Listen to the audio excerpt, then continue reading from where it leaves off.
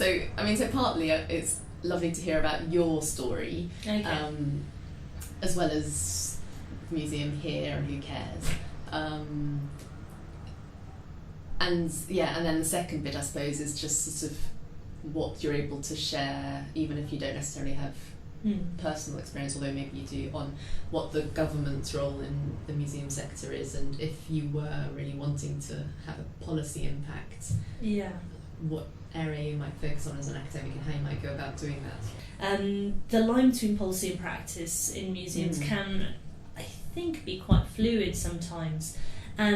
So, for example, sort of community engagement is something which is now kind of demanded within the Heritage Lottery Fund.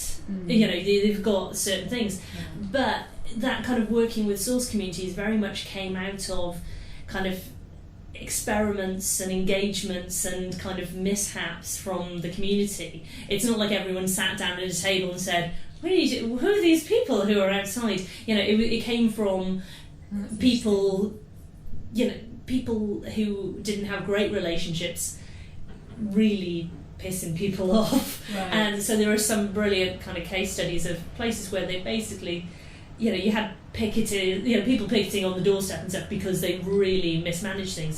These are like the 80s or 90s, but still go on a little bit today. Or you have, you can look at like Occupy Tate as an example of people who, that kind of activism that's going on today. But it's actually experimentation, and then it kind of feeds into strategy. And so if you see, they did some research on the history of HLF funding. Like the HLF paid some people to look at how they've developed, and there was a thing when the Heritage Lottery Fund started that it was a lot of people did, because they hadn't had a lot of money, there's a thing called the mezzanine effect, and they basically said, I want a let's snazz up the museum, but they didn't say, what about those hundreds of people who were never going to set foot inside the door. And also because of that whole is the lottery a tax on poor people kind of controversy, and the HLF has to be very clear about that they are benefiting different people. And so our redevelopment at the moment, it's a redevelopment of the museum space, but it's also a 3-year activity plan working with different community groups. And the hospital that was just across the road, you've seen the people smoking outside, and we're looking at working with them. So, and we're working with community groups. We're working with a range of different groups. And the idea is we're moving more towards what would be a sort of curation model. But I think it'd be wrong to say that there was a meeting in like 1995 where everyone sat down and said, why are museums doing stuff with, and if you look at the code of ethics for museums, that's going through a sort of consultation phase. I think it's just finished at the moment, the recent consultation. So is that produced by the Department of... no, the Museums Association. Okay. So, so is that the main body for... Yeah, they're the kind of professional body. Right. And they're... I don't know whether they get any government funding, but they're funded by their members. Membership, so it's a membership organisation. You can get professional qualifications by them, so something called the AMA, or associateship, and you go through like a 2-year process. And part of that is kind of saying you will abide by the code of ethics, and that you understand current policy and stuff like that.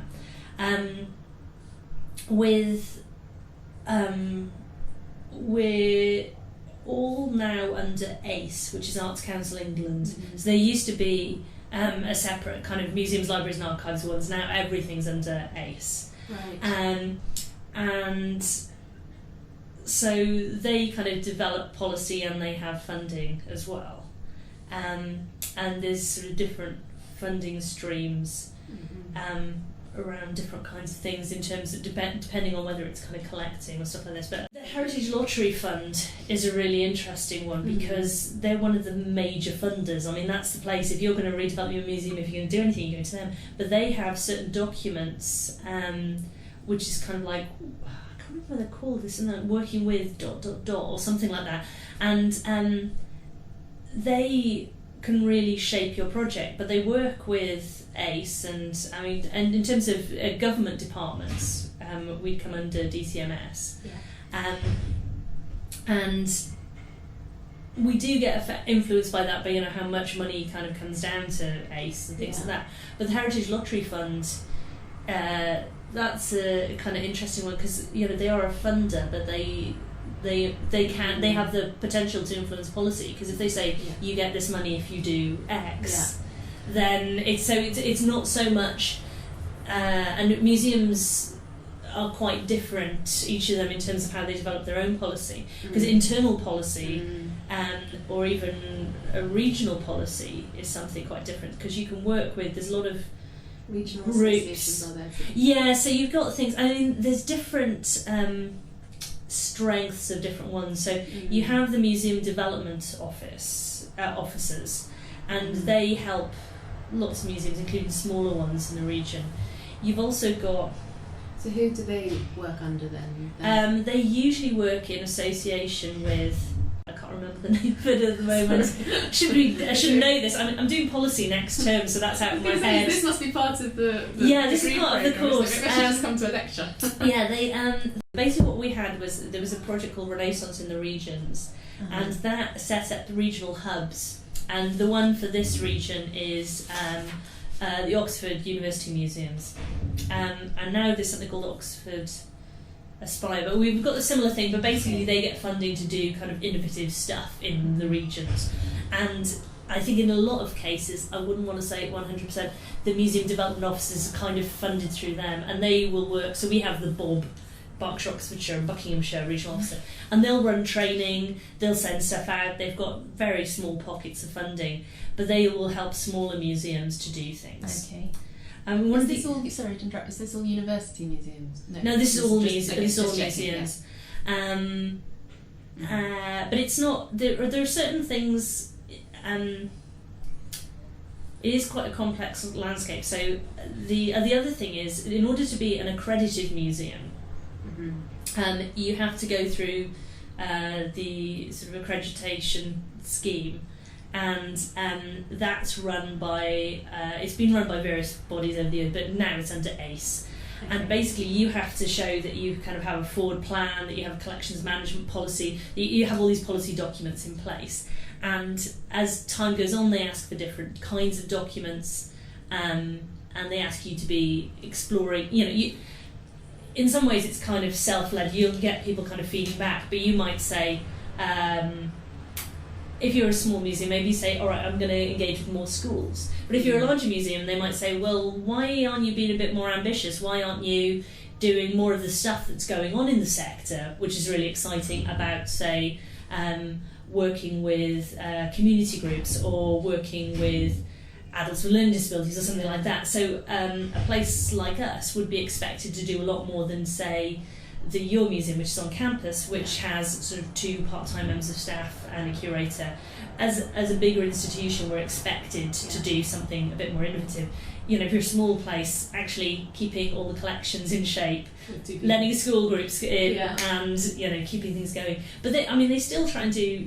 They do really innovative stuff. They've done really interesting animation projects and 3D printing, and that comes out of the curator, the professor's research and interest, and they're looking at doing stuff with people with visual impairments. So amazing. One of the things about university museums is that I think there's a lot of interesting stuff about sort of pushing ourselves as places of laboratories, is the term that gets used a lot. And if you read the University Museums Group, which is a kind of advocacy group, if you read their documents, they really say that we are at the forefront of this. I don't know whether it's always true. I don't think only university museums can do this. I think an increasing number of museums are doing really interesting stuff with academics that aren't university museums. I was chatting to someone this morning who's not in a university museum, who's doing a really interesting project with academic researchers. So it's but we're kind of... What is that, may I ask? It sounds interesting. It's RAM in Exeter. I don't think that is a university museum. I think that is local authority, and they were talking about doing something to do with human remains and stuff. But a lot of places do it. You don't have to be and you don't even have to be what's known as an independent research organisation in order to do it. So a lot of museums and libraries and archives, well, not a lot, there's a sort of finite list, which I have on a piece of paper somewhere, are designated as independent research organisations. Okay, so who designates that? That you can apply. Okay. And some of them get block grants of funding from the Arts and Humanities Research Council, which allows them to fund PhDs. And some of them are independent research organisations, but they don't have those block grants. So the Museum of London is one that is an IRO but doesn't have a block grant, I think. And I think the National Museums of Wales as well. I'm trying to remember. I went to a workshop on this last week. This is really interesting. Do you have anything to do with CCS, Creative and Cultural Skills, out of interest? Because I think they are like the skills agency that covers the entire... I mean, everything from literature to crafts to museums. Not an awful lot. I mean, I use their resources. I've got a placement module and I'm using their resources on that.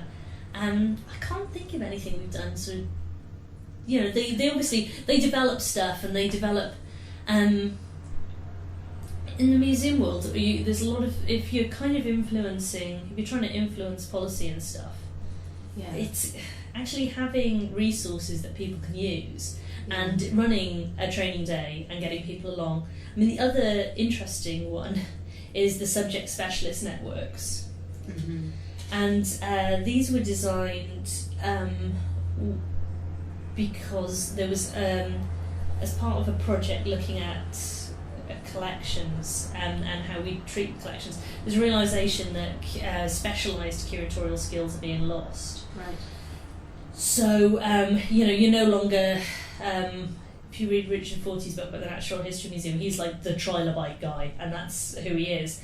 And you're no longer the trilobite guy, you're the, community engagement person. Often you've done a master's not in sort of medieval archaeology, but in museum studies. Right. And so this is why next Wednesday I'm running sort of training about a really specific subject that people don't know about, because it's about developing that knowledge. So what's that? This is agricultural hand tools as part of Who Cares. So that's fascinating to me. That shift's taken place. It seems. That No, it's really interesting. And I think there's a move back in the other direction, because I think these collaborative doctorates are creating a kind of generation of people who have that mix of heritage and research skills. Yeah. So it might be less... It's not a case that we necessarily want to go back to having somebody who's the curator who never talks to the public. But what we'll have is a generation of people maybe who are kind of betwixt and between. And I count myself as part of that generation. Yeah. But in terms of early career researchers and PhD students and design star and stuff like that, you are going to have these people who kind of dualistic in terms of their skills, which is a real asset. But in terms of career development and things, it raises some really interesting questions. Are you going to be going in and going, they're a bit too... what we really need is somebody who knows all the novels of Jane Austen, Charles Dickens and something like that, but they've done some really interesting projects on, the concept of the book and something like that. How are they going to fit in? Because I know people who've done these kind of projects, and if you're going to an English department or a history or art department, they go, well, you're not quite mainstream, but increasingly people want people who are a bit innovative.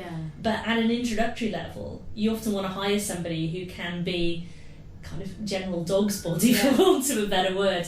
And I'm part of a group called Boundary Objects, which is for PhD students in material culture and museum studies, or ex-PhD students, and where we lament our woes, and we talk about... is that an online forum or something? It's you can look it up online, and we're on Twitter and stuff. And we did an online seminar where we all did videos about our research, and we talked about, because often you end up as the one person in the department as well. Yes. You're in the archaeology, history department or wherever, and you might have found this through your career as well. And you're the one person who does that weird participatory thing that's not one thing and it's not another. You're not sitting there with your microscope, or you're not...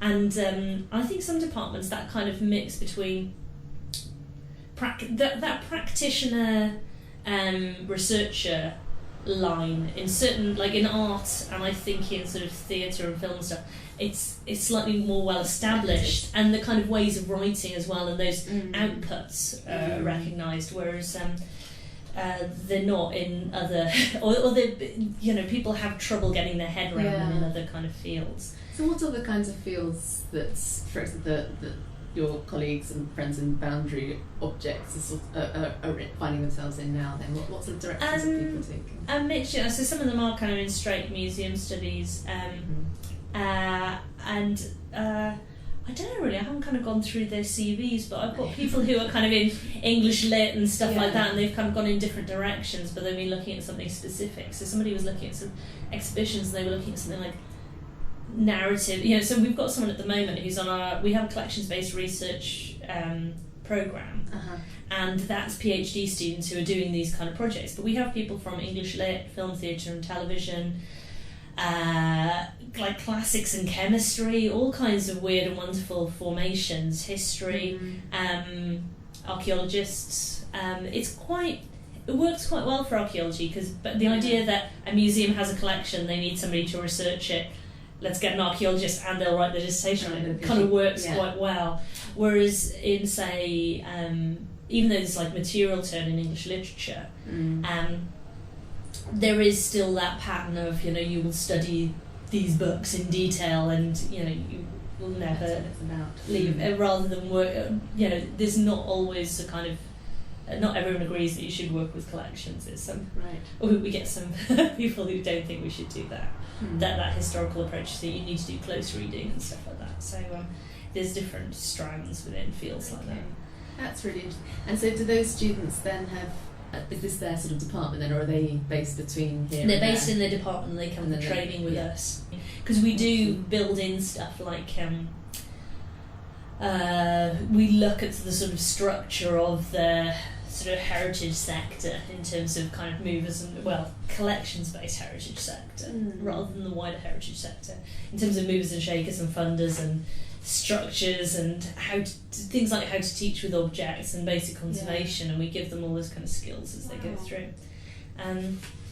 So yeah, the whole how kind of the structure of how museums work. You should. I've got the head of the Museums Association coming in to do our part one lecture in February. So that's quite a good way of getting it. You know, who is everybody and how does it work? I need a sort of visual image. And it has changed drastically in the last, say, 15 years. I mean, I've seen name changes, and I got into museums in sort of 2003, 2004, and how many times names have changed and things have. I mean, it's partially to do with the economic stuff, but it does change all the time. So in terms of who you influence, actually you can, in terms of influencing policy, working with a specific museum can influence policy, because if you do something that's really innovative and interesting, other people will come along. You can get funding as a group to do it, and you can roll it out to more museums, and so you can come up with an initiative and feed things out that way. So we've got somebody called Kate Allen, who's a really interesting project called Sensory Objects, and that's kind of feeding out, not through going to the Museums Association and say do more stuff with people with disabilities, and they kind of go, you should do more things, or, you know, like the Disability and Discrimination Act kind of way down. Instead, they're working with people saying, what do you want in galleries? And they're the co-researchers. So the audience is also the researcher, and they're saying, this is what we want, and they're developing ideas. And then she's looking at how she can feed them out to other museums. So it kind of goes in the other direction. That's very interesting. And is that, I'd imagine that happens quite a lot, does it, or is that? That kind of bottom-up approach, because I would say social media is a major sort of changing thing at the moment. Definitely, it's from some museums being innovative, and then kind of getting together and going, oh, you're doing interesting stuff, and we learn from each other. So there's a lot of seeing what other people are doing and kind of feeding into it. and saying, well, could we adapt that for our own purposes or do something else? So we Yeah. had a whole project about handling, and we went around and talked to what other people were doing, worked with a consultant. We've developed this, now we're doing training. Now I'm co-ed on an AHRC follow-on funding bid, and we're using our handling stuff to help another place to develop theirs. Yeah. So, Seems really I like the way it sounds very collaborative. I mean, I don't know if there's an element. Is there an element of competition too? I think a little bit. Sometimes you see, but we tend to be quite sharing. I mean, sometimes if you see something that looks suspiciously like something you've done, you go, oh really, you're doing that as well. But people tend to be, because it's not, people don't necessarily copy each other, but they kind of go, oh, I like what you're doing. And usually it gets changed so much from one context to the other. But, when we talk about best practice, when you're deciding what you're going to do in your, say, school session, there's not necessarily a policy. I mean, there are certain things, like, for example, like, in terms of, there's certain laws and things to do with, checking people's backgrounds and making sure health and safety and stuff are in place. Yeah. But you're going to use sort of learning theory, you're going to look at what other people have done. There's not a kind of rule book of how you do things, and you look for best practice elsewhere. So I was mentioning the SSNs, and I think that's an interesting one, the subject specialist networks. I'm the training officer for the museum archaeology one, but there are other ones around. There's one about natural history and science collections. There's one around ethnography. There's even a pottery one. There's one about portraits. Some of them overlap with other kinds of groups. There's a list I can send you if you're interested. This was what we were talking about, the loss of specialism. Yeah. And they run training to help people with that. But they're also quite an interesting way of changing things and getting involved in those. That's what I did as a PhD student, and so I'm not necessarily going myself because of the kind of work I do in museums, but we're looking at the moment about how you record archaeological digs and things like that, and we're sending advocacy documents about museums that are about to be closed down, and the SSNs are kind of making the case for specialist knowledge, because often they say, oh, well, it could be run by volunteers or by whatever, and you say, no, there's a reason you need that specialist knowledge. And groups like the SMA have been quite influential in terms of developing standards of best practice. Society for Museum Archaeology.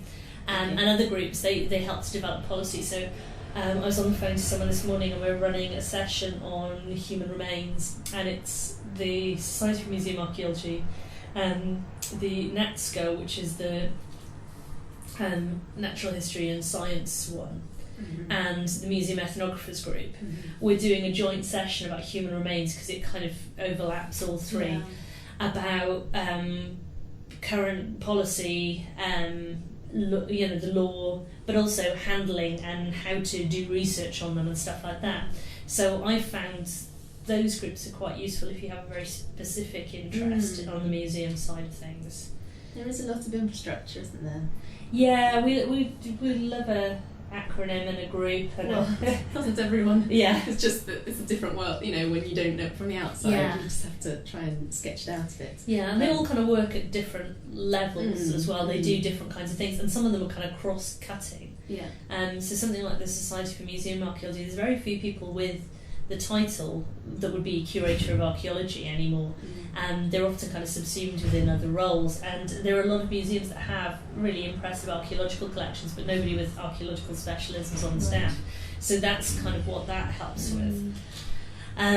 So it is worth getting involved in those groups in terms of seeing where the funding landscape is, because in terms of influencing policy, I'd say that's probably where I'm actually most involved with policy. Is that something that just occurred? Sorry, I'll keep tearing off. No. So that just occurred to you how did that happen when you were doing your PhD? Was that your supervisor's suggestion? Or? No. My supervisor is a kind of is an archaeologist who does a lot of work with sort of heritage organisations and stuff. So she's very aware of this, but she's not a kind of museum archaeologist. Right. And so I mentioned these things to her, and she's like, "Okay, fair enough." So you already in the know. Well, it was a really weird one that we don't have a great presence on the web, I'll say, and we're looking into this, and we've got Twitter accounts and stuff like that, but we're fairly kind of below the radar. And there is a book about museum archaeology, and it's just scientific museum archaeology journals are just cited all the way through it. And I looked up their website, and they had a conference coming up in Manchester. I went, oh, that's really interesting, and I got all their journals, and I got them all sort of posted to me for I managed to get all the back copies for 2p. And I went along and they said, we're looking for people to be on the membership committee. We're looking for a new training officer. And I said, what I do is deliver training and stuff like that, so if that would be helpful. So that's my job. So I set up coin training, bone training, all these kind of things around the country. But also Were you doing that during your PhD? No, I think it was just after I'd finished. Yeah, okay. But there's no reason you couldn't be, though. There's quite a few sort of younger people, sort of early career people. I don't think there's a lot of people with doctorates on the team. They're more kind of field archaeologists / museum professionals. But I think it's useful to be involved in those kind of groups. Definitely, that sounds amazing. And it's the kind of group that I don't think people would necessarily think of joining straight away. I mean, the Museums Association conference is quite is a good way to influence policy as well, because it's basically all the kind of directors of museums go along to it, and you can say, this is what we're doing. So I ran one about, I didn't run one, I came along for the ride with some colleagues who were doing, but we ran one on getting higher education students into museums. My colleagues ran one on volunteers in museums. We've done ones on social media. There's all kind of ones you can do. Right. How to develop your own manifesto. And they make ones. We're developing a manifesto at the moment. Well, Kate's written the manifesto. Wow. But to be honest, I think an early career researcher or a PhD student, unless they've got a lot of museum experience, is probably going to be the last person you ask to deal with policy. Just because, as you can see from the conversation we're having, they could come in and come up with a brilliant idea, but you're going, do you know about this structure? And there's stuff that I have no idea about.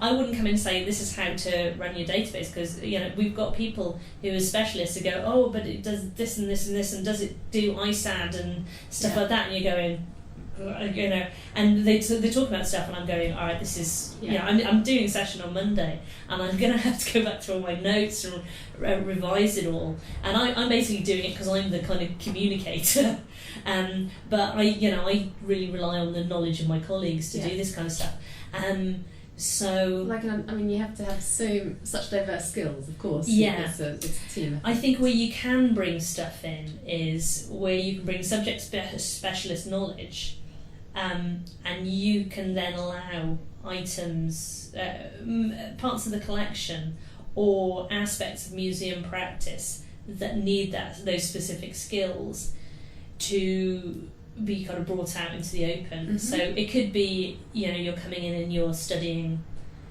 Roman brooches or whatever it is, which allows the museum to put on an exhibition to use these things in new ways. But it could be, I was looking at one of these collaborative doctorates that's coming up about digital books that the British Library's got. So you could be looking at something like social media or something broader. So my PhD was a collaborative one with Glastonbury Abbey, and I co-authored their interpretation strategy, and also co-curated an exhibition. So that was quite policy-based in a way. And I mean, being involved in a strategy document, a lot of these collaborative doctorates are people are involved not necessarily at the strategy level, but at a kind of content production level, you know, an analysis of actual objects in the museum. Although my colleague who's working on the Who Cares project, she did her CDA, I think, at the DCMS. She might be a good person to talk to about the policy side of things. Obviously, things change and through departments downsize and stuff. But that's interesting in terms of having like a policy related placement rather than a kind of organisational one. So, I mean, that is much more strategic than you normally get. Yeah, that sounds brilliant. The idea of someone coming out of a PhD and kind of coming up with a strategy document, or somebody building a strategy document, say, into an early career researcher project, which Who Cares kind of has, we kind of have, it's more ideas because it's called Who Cares Interventions with Unloved Collections, and so what we're doing is we're kind of coming up with some sort of sideways looks at how you can do stuff with collections. So we've got an artist and a storyteller working with us, and we've also got Mar Dixon, social media guru, working with us to look at how you can do interesting stuff on social media. Wow. So these ideas you come up with, and I mean they sound very fresh.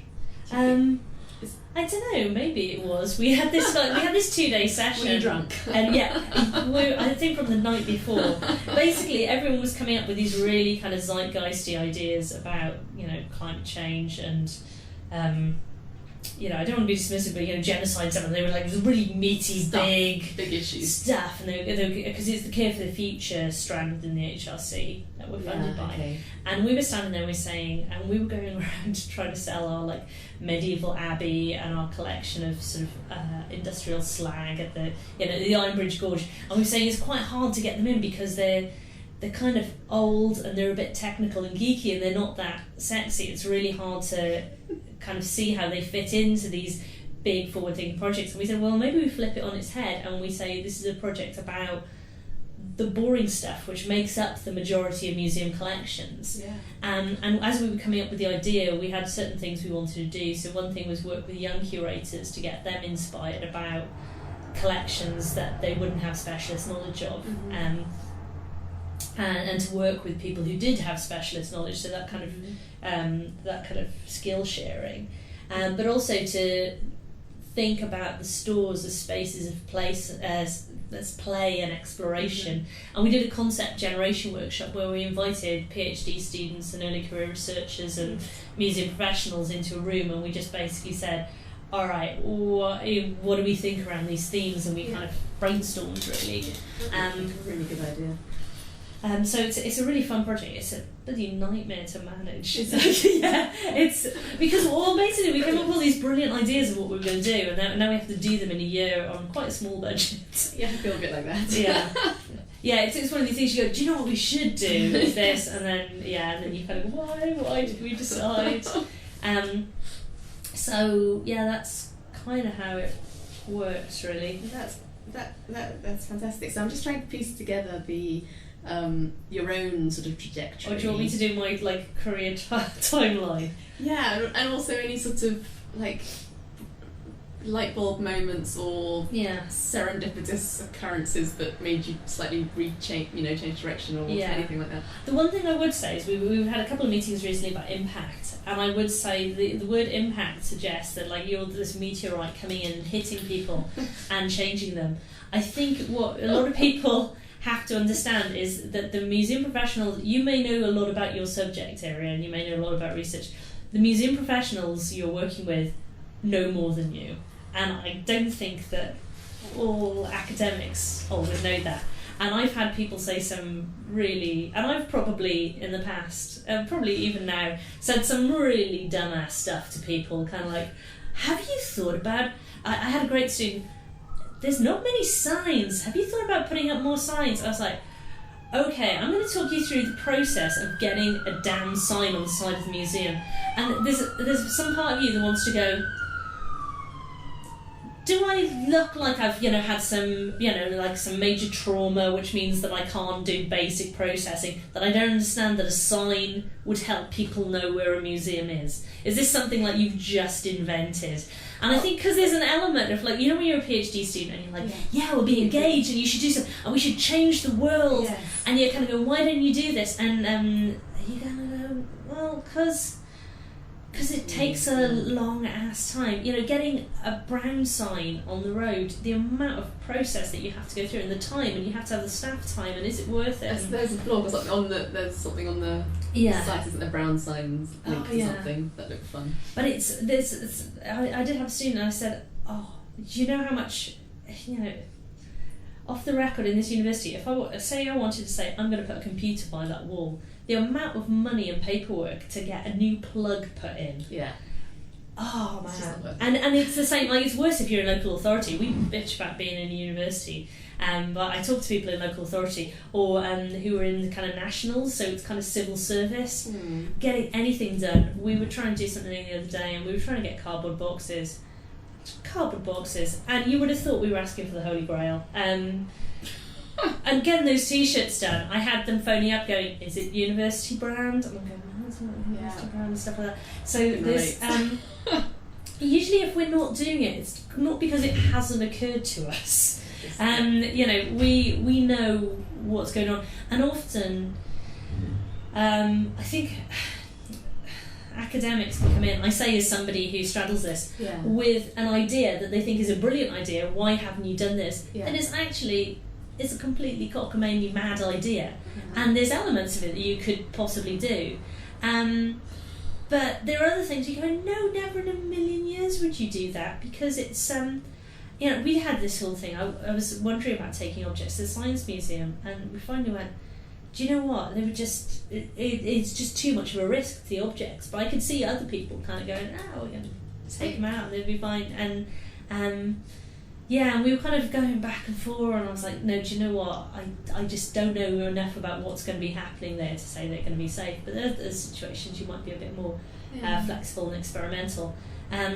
So it's kind of understanding, it's about being part of the culture, it's not being about being parachuted in.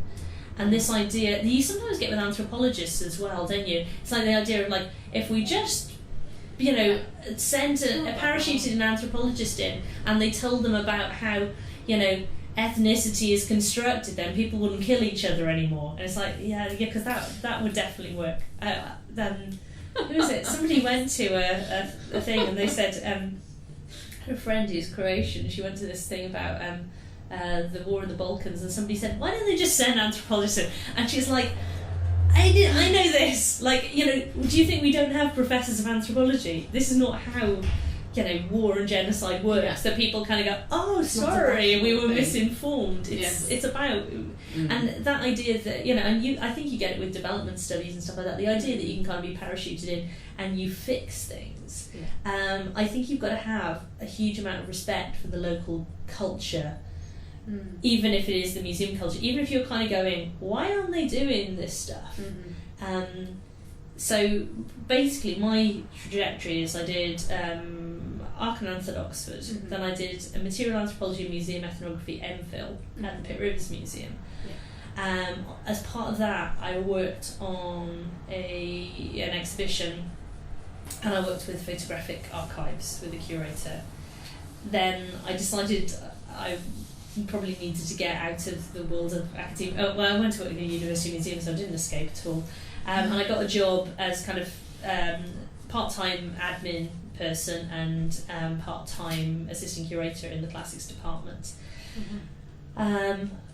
Got this job as undergraduate. Got a job as undergraduate learning officer to develop modules around inquiry-based learning. Had it in the back of my mind, or maybe I'll do a PhD at some point. This PhD came up with Roberta Gilchrist in the Department of Archaeology and in Glastonbury Abbey. I didn't know anything about medieval archaeology, but Roberta was like, well, we need someone who's got the skills to actually interact with people and not piss people off. In some ways, I can teach you medieval archaeology. I mean, she's like world expert on medieval monasticism. I can teach you this. you can get to be knowledgeable about it. You can't teach people like heritage know-how, which in a couple of weeks, you can't read 2 books on museum studies and know how to work in a museum. You learn all the time as you go on.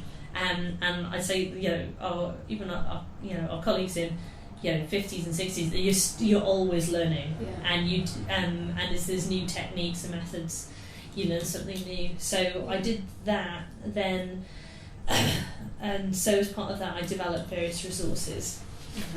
And then I got this job. Always been very busy. Yeah. Never just doing one thing.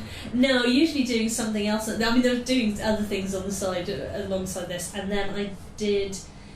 I got this job as the Museum Studies Programme Director. I signed up for a workshop with the AHRC. I got this funding, which is running from December to December, so it's finishing soon, the Who Cares project. My Roberta, who's the Glastonbury Abbey researcher, also went in for some follow-on funding, so I'm co-I now on a project where we're going to be helped come up with the interpretation strategy. Now we're going to put it into effect, and we're going to develop some digital reconstructions of the Abbey, which is one of the major things people were asking for. Which is, it's one of those things that when people are saying, I really want this, this is what we really need, pretty much everybody I talked to said they wanted that. That was one of those things where you can kind of go, all right, that's doable. I mean, but you need money. You can't do that on 2p. You need a big chunk of cash to get someone professional to do it. You can't get, my brother's quite good on Minecraft. He's going to do the Abbey. Well, you can, but it's a different kind of project. So you have to think about these things and what you're doing, and so digital reconstruction of the Abbey, which bit of the Abbey, what period. It was, it was kind of been working for about 1,000 years, but we know a lot more about certain periods than others. What are we going to do? And also we're developing learning resources for schools linked to the sort of reappearance, or the, I guess, resurgence of medieval history on the school's curriculum. So we're trying to develop handling resources, explorer packs, and kind of general guidance around that, because the schools programme at the moment is brilliant, but it's not that linked into the archaeology and history of the sites in terms of actually having the sort of physical items around you. It's more kind of abstractly, this is what a monastic life is. There's a lot more storytelling that goes on, and we wanted something a bit more hands-on. So that's so interesting. But we're also, I'm going to try and do a paper and also something at a conference for history teachers, and we've got a kind of social media aspect of it, so the idea is to kind of take that out further. And with the Who Cares project, I've got plans for doing stuff after the end of the project as well, so I'm going to try and get a video made about, say, the agricultural hand tools, which we can then use as a training device for other people, get people interested, so that Chris's research can feed out to more people. So I'd say, if you're working on a project as an early career researcher, it's about, even if you've got really well established long-term links, that's how you develop stuff. It's not about parachuting in and saying, hey, I've got a bit of money for something. It is about those relationships. Because, I started working with Glastonbury Abbey in 2009, but Janet, who's the director there, I'd actually known for quite a few years beforehand, and she'd worked as a consultant on a project I was doing about careers training for museum studies students in museum, library and archive sector. So you know people for a long time, and you kind of have a shorthand and you know how to work with them, but also you show that you're trustworthy and you can do good work, and they can call on you to be involved in things. So we've got things like, as part of this redevelopment, we've got a panel, a sort of a panel of academics that we say, all right, where do you think, what themes do you think we should be stressing in our redisplay? But it's hard to stick yourself into these situations, especially in bigger museums. What you do is you do good work, you do stuff that they need as well, and you help them out, and you kind of build up the relationship. It's not a case of I've come to save the day, and also bring money. If you're showing up, bring money with you. Don't say, hey, I've got all this money to buy out my teaching, and then you're not actually. With this project, we haven't. If in an ideal world, I would have got funding to sort of buy out some of my colleagues to help me with it as well. It's just not feasible. I mean, we barely managed to buy out little bits of ourselves with the amount of money there was. But I've got money to pay for us to do various things. So the museum has stuff in the end. So I can cover transportation costs for somebody to come in and do training next week, or if I'm putting on an exhibition, I have some money for it, or you buy out staff time to help you with it, or something like that. Yeah, no, that makes a lot of sense. And this is something we're dealing with a lot of people coming in and kind of going, hey, I want to do an impact thing with you. Going, right. Are you just expecting us to do this for free? You're paying everybody else. And the person who's doing your website, they get paid. But the museum's doing it for free. Yeah, really good point. It's amazing how obvious these things sound. And also how much an exhibition costs. And I would say exhibitions are great, but don't always go for exhibitions as the default. Pop-up exhibitions are really interesting. Where you have a couple of objects around a table and you're basically doing a kind of piece. Think about doing stuff on social media like blog posts and videos as kind of outcomes we're increasingly doing. That's brilliant. Don't think of an exhibition as the kind of the apotheosis of museum stuff, which we do kind of live up to that a bit ourselves. But with the Pathways to Impact, how many people kind of go, and an exhibition, and then they come to you like 2 weeks before. Fix it. Please can I have my exhibition? You're just a sort of means to an end for lots of, I suppose, external academics thinking, let's do something with them. Whereas something like the Sensory Object Project was really interesting because she was working in collaboration with us and a group of other people, like Kate Allen's project. Yeah. Do you think you're unusual amongst peers or colleagues? It seems to me that you're obviously someone who's imaginative and who thinks in a particular way, so you think of potential collaborations. You obviously build on those relationships over time and so forth, but do you think there's a certain personality type that is conducive to this sort of thing? I think a little bit. It is quite hard. You do find people who are a bit more quiet about it. You don't have to be kind of like bouncing around to do it. I'm not suggesting you are. But I've just, you do get people who are sometimes quite reserved, and then they will kind of go, and they'll get, but I've been involved in a couple of groups. So my colleagues on Who Cares we're all on the same page. None of us is kind of going, what, you're crazy, you want to work with teenagers? We're all like, oh yeah, teenagers, we should definitely work with teenagers. But because we're half museum, half academics, whereas I think some academics would kind of go, what, you're crazy, you're doing, why are you doing this, who are you doing this with? And I don't always realise that, because I think everyone kind of works like this. And I've got quite a few colleagues here who are kind of a bit more sort of borderline academic, they publish papers and they're interested in that kind of thing. So a lot of people who were on that kind of curve for the future thing were these kind of, I guess, hybrid people. And there's a great article about like hybrid field work in archaeology. And I like the idea of being kind of a bit of a hybrid.